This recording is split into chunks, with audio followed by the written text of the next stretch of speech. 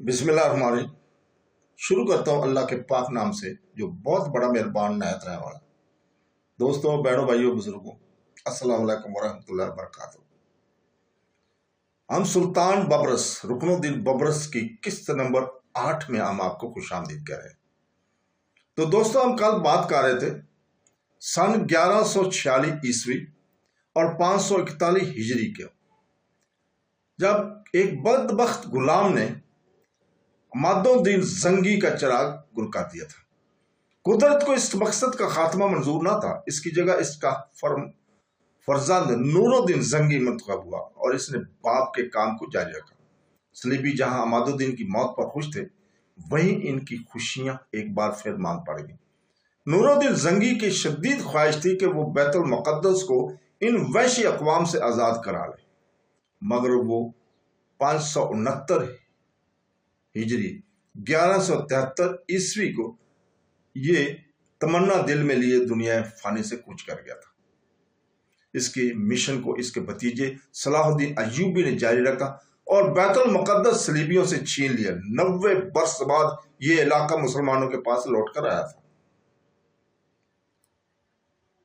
صلاح الدین ایوبی کی وفات کے بعد اس کے جانشین خانہ جنگی کے شکار ہو گئے۔ صلیبیوں کے حوصلے بلند ہوئے۔ 1195 عیسوی میں انہوں نے چوتھی صلیبی جنگ کا قبل جنگ بچا دیا۔ صلاح الدین ایوبی کے سب بیٹے ان دنوں آپس میں اقتدار کی جنگ میں مصروف تھے۔ یہ صلیبیوں کے لیے سنہری موقع تھا۔ انہوں نے بیروت کی طرف سے پیش قدمی کی۔ صلاح الدین ایوبی کی چچا ملک عادل والی قرق کو حالات کی نزاکت کا بھرپور احساس تھا۔ اس نے تیزی سے پیش قدمی کی اور صلیبی افواج کو باروت کے پاس روک دیا۔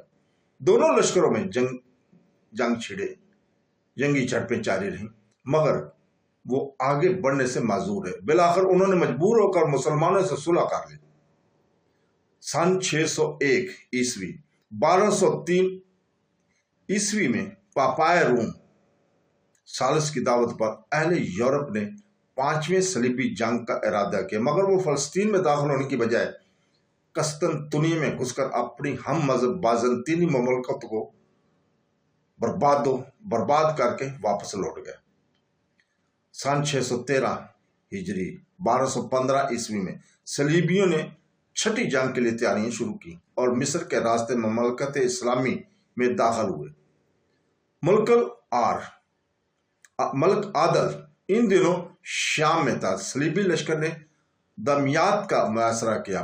ملک عادل نے بڑے لشکر کے ساتھ مصر کی راہ لی، مگر راستے میں ہی اسے پیغام اجل پہنچا اور وہ 7 جمادی الاول 615 ہجری 1218 عیسوی میں اس عالم فانی سے عالم بقا کو سدھار گئے۔ اس کے مقصد جہاد کو اس نے کے فرزند ناصر الدین ملک القاہل نے اپنے بھائی ملک اعظم کے ساتھ مل کر پورا کیا۔ انہوں نے صلیبیوں کو اس وقت گھیر لیا جب وہ دامیات کو برباد کرنے کے بعد قاہرہ کی جانب بڑھ رہے تھے۔ انہیں دریائے نیل کا بند توڑ کر گہرے پانی میں پھنسا دیا۔ مجبوراً انہوں نے صلح کی درخواست کی اور یوں چھٹی صلیبی جنگ ختم ہوگی۔ اس جنگ کی ختم ہونے کے فوراً بعد ملک القحمل کو اپنے بھائی ملک اعظم سے ناچاکی پیدا ہوگی۔ اس موقع پر ملک القحمل نے بڑی ناعاقبت اندیشی سے کام لیا اور فریڈرک ثانی حکمران جرمنی سے نام و پیام کا سلسلہ شروع کر دیا۔ اس کا مقصد فریڈرک کو شام میں آنے کی دعوت دینا تھی، اور فریڈرک 629 ہجری 1231 کو شام پہنچا۔ ملک القحمل نے اس سے ملک اعظم کے خلاف تحفظ طلب کیا اور ایک معاہدہ تیار کیا، جس میں 10 سال 6 ماہ اور 10 دن کی حکومت کے لیے اس شرط پر دوستانہ معاہدہ کیا گیا کہ بیت المقدس، بیت النام اور ناصرہ کے علاوہ کے درمیان باقی تمام علاقے جتنے شہر ہیں سب اس کے حوالے کر دی جائیں گے۔ اس ناپاک معاہدے نے صلیبیوں کی درینہ خواہش کو پایہ تکمیل تک پہنچا دیا، جس ارض مقدس کی خاطر हजारों मुसलमानों ने अपनी जानों के नजराने पेश किए थे। फेडरिक सानी खून का एक कतरा बहाए बगैर इसमें दाखिल हो गया था। इस अजीम सहाना से आलम इस्लामी क़यामत बर्पा होगी। रंज और गम के मातमी जुलूस निकाले गए, मस्जिदों में अजाने मौकूफ कर दी गई। मुसलमान शाह यरूशलेम फेडरिक सानी के जुल्म और सतम की चक्की से मुसलसल पिस रहे थे। सलीबी एक एक करके कई शहर को निकल गए, मुआहदे की धज्जियां बिखर कर दी गई।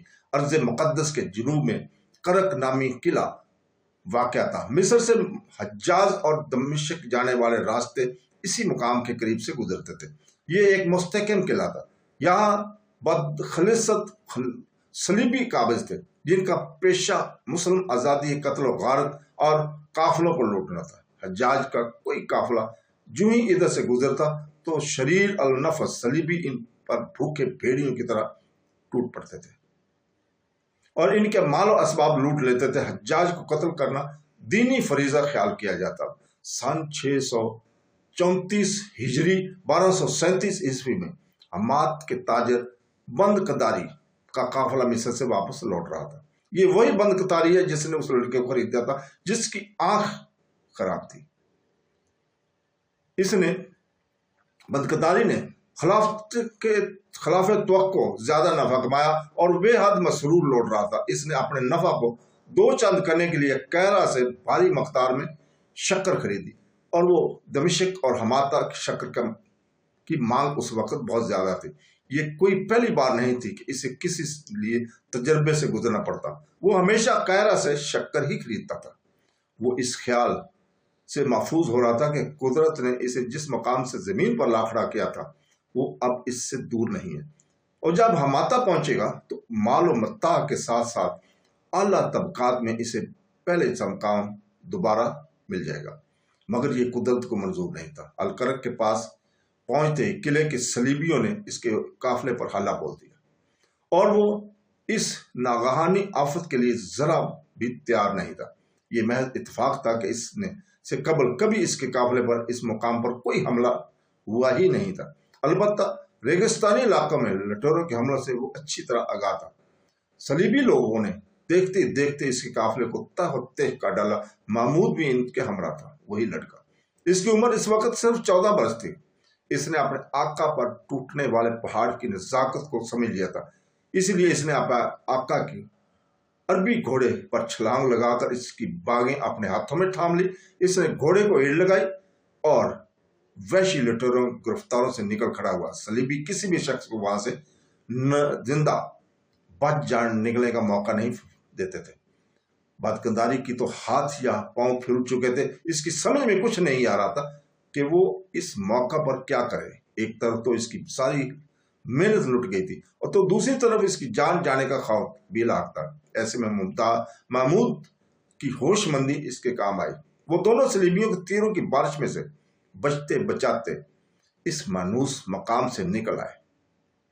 इस मुकाम से निकल आए। बंद कदारी की 2 तीर दाएं रान में लगे। वो जख्मी हालत में वहां से निकल आया। सलीबियों ने जब शक्कर के जखीरे देखे तो उन्होंने उन दोनों का तवाब करना मुनासिब नहीं समझा। महमूद अपने हवास बाख्ता जख्मी और मायूस आका को लेकर किसी न किसी तरीके से दमिश्क आन पहुंचा। सुल्तान दमिश्क इस्माइल अयूबी के दरबार का दर खटखटाया, मगर वो अंदरूनी रेशा दुआरानियों का शिकार था। फरियादी ना होने पर वो दोनों मायूसी के आलम में हमाता वापस लौट आए। इस का वाक्य ने बंद कदोरी की कमर तोड़कर रख दी थी। महमूद को अपने आका की तकलीफ का शिद्दत एहसास था, मगर वो अपने मालिक के लिए कुछ भी नहीं कर सकता था। उसने इसी लम्हे दिलजोई करता रहा, हिम्मत बताता रहा, मगर बंद कदारी में जैसे जज्बा जगाने में नाकाम रहा। वो हमाता में आकर घर बंदी बनकर रह गया था। शर्म के मारे वो बाहर भी नहीं निकलता था कि मकामी ताजर कर्ज के लिए इसकी बेइज्जती ही ना कर डाले। शरीफ आदमी के पास सिर्फ एक इज्जत ही तो होती है, अगर वो दौ पर लग जाए तो वो कहीं का नहीं रहता। बंद कदारी की हालत भी कुछ ऐसी ही थी। महमूद भी अपने आका के इस हाल पर गमगीन और परेशान था। महमूद सारा दिन मुकामी मंडियों में मेहनत और मशक्कत करता और फिर अपने आका के लिए 2 वक्त की रोटी और दुआ का बंदोबस्त करने लगा। दोस्तों, इसके साथ ही आज इजाज़त चाहते हैं। कल तक के लिए अल्लाह हाफ़िज़।